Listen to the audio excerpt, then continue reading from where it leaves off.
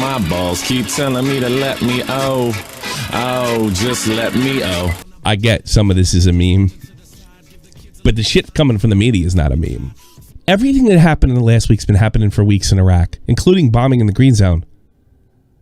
Nothing that big a deal happened. This is not that big a deal.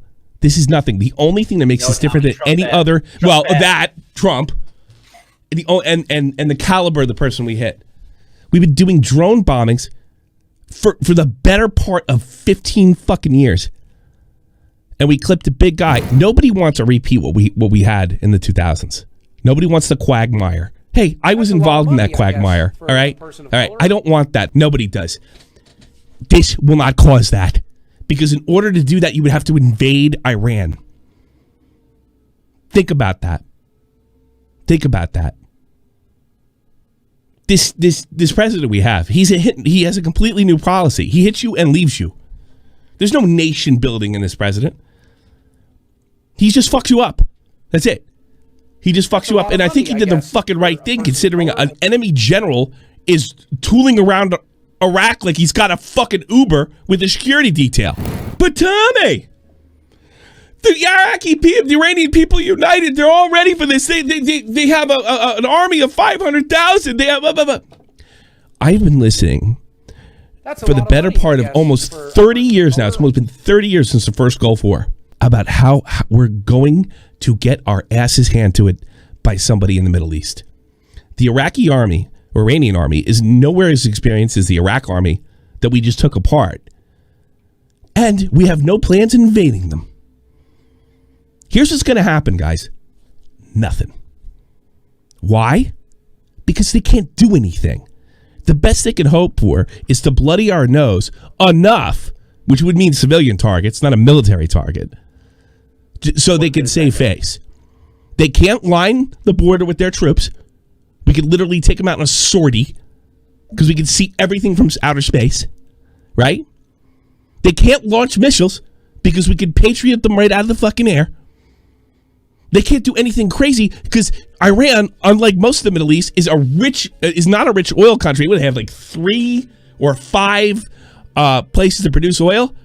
That could be done without resistance in a day. All 3. Bang, bang, bang. We cannot have Iran controlling that much oil. It's just that simple. It's just that simple. This is a smart move. Now, is there any risk of it escalating further to a point where I don't want to escalate to? Sure. Could it get ugly? Could it turn into a quagmire? Maybe. Odds? Slim. It's slim. They can't do anything. But Donald Trump didn't run this through Congress. Congress only has the right to declare war. He didn't declare war, and you're wrong. This has been tested constitutionally 1,000 times. The president is the commander-in-chief. He can move troops, have troops strike as he sees fit. The Congress has the right to defund them. It's not that important. We declare war. It's just on a piece of paper. It's just we declare war. It's just an official. But it's all it means. Like, what do you fucking think it means? It's just on a we declare war. Okay, nothing happens. Transformers don't come out of the Pentagon and then they start rockets everywhere. That's what I thought.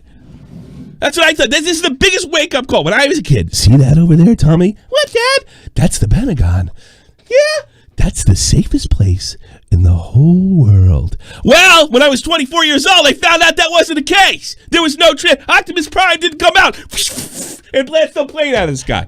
The situation would have had to develop like if other countries came in, like Russia. The Kremlin's been quiet. They haven't said a fucking word. Russia, China, this is literally nothing. Nobody. This is nothing. I wouldn't say he's a nobody. It's just that the conservative. I saw Tucker Carlson. We haven't had a discussion about this. That's what Tucker Carlson. Oh, Tucker, did Donald Trump and the military leaders had to run this by you before they had this fucking once in a lifetime opportunity to pick this guy off? There's usually when you pick somebody off like this, there's a time frame. You don't got time to discuss it. That's why we have a commander-in-chief. That he gets the ultimate call.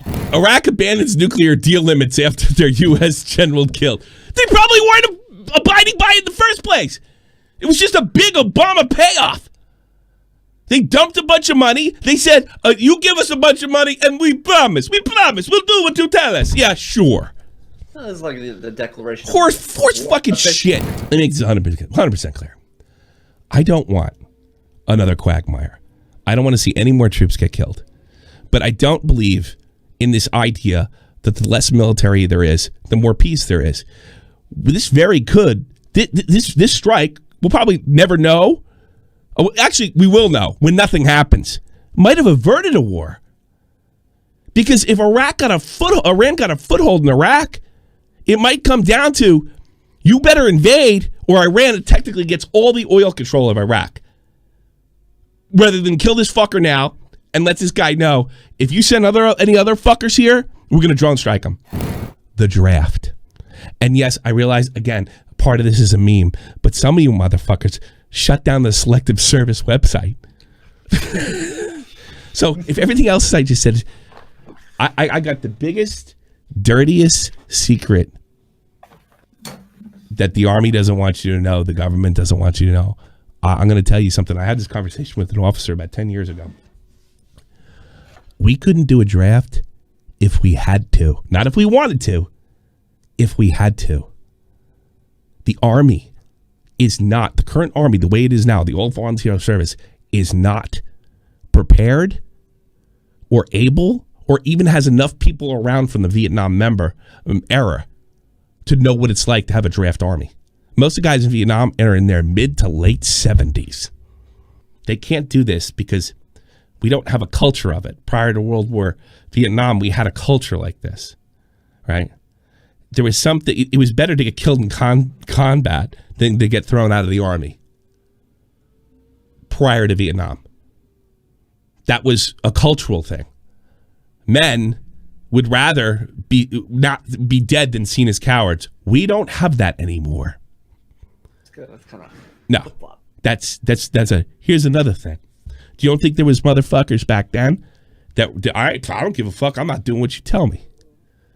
They beat the ever living shit out of you back then, and nobody got in trouble for it. And nobody got in trouble for it. Didn't matter who you complained to. Nobody got in trouble for it. Tigerland. Yeah, they did. But dude, we don't have a culture like that in the military currently. They're not going to do that to you. We have literally just enough people, us and England, probably the only two warrior cultures left in the entire Western world that keep the Western world safe. We have just enough volunteers. The Marines hated drafting during Vietnam because they wanted you to be a Marine. And most of the Marines I ever met really loved it. They don't want people that don't want to be there. Look, if everybody deserts, then it's not a big deal to be a deserter. It's only a big deal to be a deserter. Bro, it's not deserting, dude. They can't have transgenders in the army, bro. They signed the executive order. You could be transgender or your wife, but you're going to dress like a guy, going to beat the shit out of you every time he takes some crap. That's what they'd have to do. I'm telling you. No, isn't it completely fucking illegal to have transgenders in the military? No, it's not. Look, all right, I'm your draft sergeant, okay? If there's such a thing anymore. There isn't. Okay. Diorio, you need to be here tomorrow at 0600. Now what do you tell me? You got to use my proper pronouns. Yeah, no, you don't. Here's what I'm going to do. Here's what I'm going to do. You're going to show up in men's clothes, and if you don't, I'm going to choke you with the women's clothes you have. Do you understand that? And if you think you can kick my ass? All right, you're going to have to kick 5 other guys' asses too. And we're going to beat you until you submit. Bro, Dexerto.com is going to get a hold of this, and you are so fucked. Do you know what kind of Wall Street Journal is going to get written on our military comments? Check this out. Nuclear overreaction this is 2 years ago of Trump's North Korea tweet. So let's watch this particular episode from last year and don't make too many comments about me being skinny. The utter freak out on Twitter over Donald Trump's tweet. Why would Kim Jong-un insult me by calling me old when I would never call him short and fat? Oh well. I tried so hard to be his friend, and maybe someday it'll happen. Everybody, calm the fuck down. Are you fucking kidding me? If this guy, Kim Jong-il, is willing to start World War III over a fat joke, all right, we should go in now. Just Isn't end it. Deeper problems? So, literally, the last spike of the hashtag World War III was in November of 2017. So this was the media trying to freak you out almost 3 years ago. 2.5 years ago. A really famous video on the platform got deleted recently, and I can't imagine why. But guys, we're gonna play a game. We're gonna play the game. It's exactly at what second do you believe this broke YouTube's policy? This is a fucking video to some fat fuck on YouTube named Boogie2988. Now, I'm tired of this fat fuck popping up in all my fucking search engines when I'm looking for a fucking workout video. I don't give a fuck about the aftermath from any of you Boogie fans that feel sorry for this greasy fuck. You fat fucking disgusting ass smelling blob, cheese drinking, Crisco bathing, lard gargling, calorie thieving, cabbage patch face having, Dr. Robotnik looking, Wingstop eating, McDonald's gorging, T-Rex arm having, non-vegetable eating, cook on a George Foreman, wide low, hungry hippo, planet, pretending to have a fucking thyroid problem, whale, slash free willy, parked bus, Yokozuna. Nah, that's funny. Yeah, at what point did that become targeted harassment? Yeah.